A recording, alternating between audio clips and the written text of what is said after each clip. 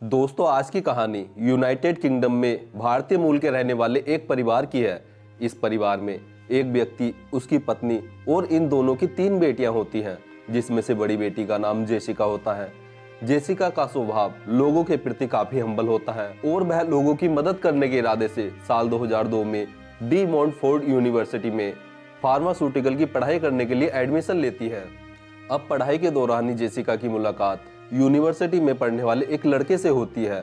अब यह दोनों अच्छे दोस्त बन जाते हैं और इस लड़के का नाम मितेश पटेल होता है। अब मितेश का बिहेवियर काफी अच्छा था और वह जेसिका से भी काफी प्यार से बातें किया करता था और वह दिखने में भी काफी इनोसेंट लगता था, जिसके कारण इनकी दोस्ती बहुत ही जल्द प्यार में बदल जाती है। अब मितेश पटेल का परिवार भी काफी रुतबे वाला होता है और जेसिका का परिवार भी, मतलब दोनों ही परिवार काफी रुतबे वाले होते हैं। तो यह दोनों परिवार इन दोनों के रिश्ते को स्वीकार कर लेते हैं। अब साल 2009 में जेसिका और मितेश अपनी पढ़ाई पूरी करते हैं और इसके बाद दोनों शादी कर लेते हैं। दोनों ही परिवार काफी खुश होते हैं और वह अपने बच्चों की शादी बड़े धूमधाम से करवाते हैं। अब जेसिका और मितेश की शादी को 1 साल ही होता है कि जेसिका को मितेश का असली चेहरा दिखाई पड़ने लगता है। बिकॉज मितेश शादी के 1 साल बाद ही जेसिका के साथ लड़ाई झगड़ा शुरू कर देता है, मतलब उन दोनों के बीच मारपीट होने लगती है, जिससे इनके रिश्ते खराब होने शुरू हो जाते हैं। बिकॉज मितेश ना तो जेसिका को टाइम देता था और ना ही उसके साथ रहता था। जब भी जेसिका इस बात को लेकर मितेश के साथ आर्गुमेंट करती थी तो मितेश उसके साथ मारपीट करता था। यानी जेसिका ने जो शादी से पहले मितेश के अंदर अच्छे आदमी की इमेज देखी थी, वह बिल्कुल भी नहीं था। मितेश उससे बिल्कुल अलग ही था। अब जेसिका जब यह बात अपनी बहनों को बताती है, अपने परिवार वालों को बताती है, तो वह सब सोच में पड़ जाते हैं, भला मितेश ऐसा कैसे कर सकता है। इसके बाद जब जेसिका के पेरेंट्स मितेश के पेरेंट्स से बात करते हैं तो ये दोनों परिवार वाले आपस में अपने दोनों बच्चों को समझाते हैं कि तुम्हारी शादी को 6 साल बीत गए हैं, अब तुम्हें एक बेबी प्लान करना चाहिए, जिससे कि ये दोनों भी सोचते हैं कि शायद बेबी के आने से हम दोनों के बीच की दूरियां कम हो जाएंगी। दोस्तों, ऐसा नहीं है कि ये बच्चे की प्लानिंग नहीं कर रहे थे, लेकिन फर्टिलिटी की प्रॉब्लम के कारण जेसिका कंसीव नहीं कर पा रही थी। इसके बाद ये दोनों आईवीएफ का सहारा लेते हैं, लेकिन कई सारे आईवीएफ अटेम्प्ट के बाद भी जेसिका कंसीव नहीं कर पा रही थी। शायद वह मेंटली प्रेशर में आ गई थी, बिकॉज उसके पति का बिहेवियर उसके प्रति काफी रूडली होता था, जिस कारण शायद वह प्रेग्नेंट नहीं हो पा रही थी। इसी दौरान मितेश पटेल अपना एक नया बिजनेस स्टार्ट करता है और वह अपनी एक फार्मेसी की शॉप स्टार्ट करता है। उसकी शॉप बढ़िया चलने लगती है और पैसा भी काफी आने लगता है, जिसके बाद वह अपनी शॉप से कुछ दूरी पर ही एक फ्लैट ले लेता है, जहां पर मितेश घर लेता है। वह यूके का सबसे सेफेस्ट इलाका है और वहां का क्राइम रेट भी बिल्कुल 0 है। अब जेसिका और मितेश अपने नए घर में रहने लगते हैं और इन दोनों के बीच सब कुछ ठीक चल रहा होता है। अब साल 2018, मतलब इनकी शादी को 9 साल बीत जाते हैं और इन दोनों के कोई बच्चा भी नहीं होता है। एक बार फिर से जेसिका आईवीएफ का सहारा लेती है और इस बार आईवीएफ सक्सेसफुल भी हो जाता है, मतलब जेसिका प्रेग्नेंट हो जाती है। तो वह काफी खुश होती है और वह यह बात मितेश पटेल को भी बताती है। अब जेसिका को इतनी खुशी होती है कि वह 13 मई 2018 को अपने परिवार, अपने पेरेंट्स से मिलने जाती है और वह उनको बताती है कि वह मां बनने वाली है। इस बात को सुनकर घर में खुशी का माहौल हो जाता है और सब सोचते हैं कि अब घर में बच्चे की किलकारी गूंजेगी। बट किसी को नहीं पता था कि अगले ही दिन यानी 14 मई 2018 को जेसिका जिंदा नहीं रहेगी।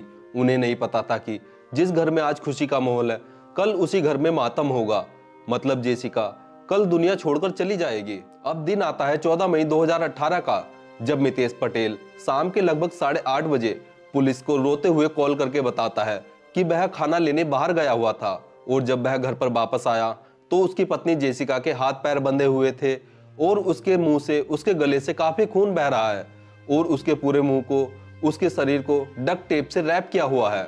मितेश पटेल की यह बात सुनकर सामने जो कॉल पर पुलिस वाला होता है, वह मितेश को बोलता है कि अपनी पत्नी जेसिका के मुंह से टेप हटाओ और चेक करो कि उसकी सांसें चल रही हैं या नहीं। तो यहाँ पर मितेश बोलता है कि उसे कुछ महसूस नहीं हो रहा है, उसकी पत्नी के हाथ पूरी तरह से सुन्न पड़े हुए हैं। इसके बाद यूके पुलिस मौके पर पहुंचती है और जेसिका की बॉडी को अपने कब्जे में लेती है और एविडेंस जुटाने लग जाती है। अब पुलिस वाले देखते हैं कि किसी ने घर में फोर्सफुली घुसने की कोशिश तो नहीं की है, लेकिन पुलिस वालों को जब जांच करते हैं उन्हें पता चलता है कि घर में किसी ने भी फोर्सफुली घुसने की कोशिश नहीं की है। अब पुलिस वाले घर में लगे सीसीटीवी कैमरे की जांच करने के लिए जाते हैं तो उन्हें वहां पर पता चलता है कि सीसीटीवी कैमरे के हार्ड ड्राइव ही गायब है। तो इस पर मितेश बोलता है कि शायद वही ले गए होंगे जिसने जेसिका का मर्डर किया है। अब घर का सभी सामान बिखरा हुआ होता है, तो यहाँ पर पुलिस वालों को भी लगता है कि शायद घर में कोई चोरी करने आया होगा, लेकिन जेसिका ने जब उन्हें भगाने की कोशिश की होगी तो उन्होंने उसका मर्डर कर दिया। अब यह बात जब जेसिका के घर वालों को मितेश के घर वालों को पता चलती है तो उनका रो रो कर बुरा हाल हो जाता है। वह सोचते हैं कि उनकी तो किसी से दुश्मनी भी नहीं है, तो उनकी बेटी जेसिका को कौन मार सकता है। जिसके बाद पुलिस पर भी काफी प्रेशर बनता है। जिस एरिया में क्राइम रेट बिल्कुल जीरो है, जहां पर कोई चोरी भी नहीं होती है, वहां पर एक लड़की का मर्डर हो गया है।